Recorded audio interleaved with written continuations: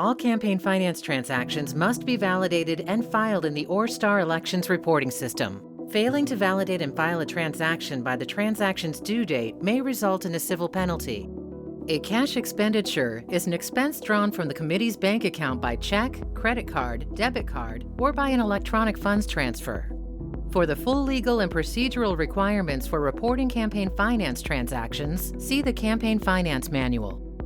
To file a cash expenditure transaction, you'll need the following information: the date the expenditure was made, the amount of the expenditure, the payment method, including the check number if applicable, the payee's name, city, and state, a description of the expense. After logging into ORESTAR, navigate to your committee's private workshop. Click on the Campaign Finance button to the right of the committee name. The page will automatically default to the committee's account summary page. Click on the Transactions tab to be taken to your transaction queue. Click on Add to enter a new transaction. Enter the data into the fields from top to bottom. Enter the transaction date by clicking the button to the right of the transaction date field, and a calendar will appear.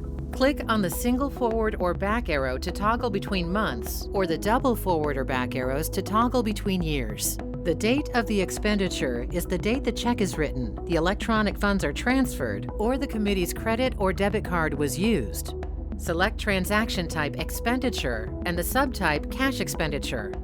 In the Contributor Payee field, enter the name of the individual or entity that the committee is paying. Payees that have already been saved in the address book will display below when the name is slowly typed into the field. To add a new address book entry, click the Add button to the right of the Contributor Payee field. In the Payment Method field, select the form of payment. If selecting check as the payment method, you must also provide the check number in the field to the right.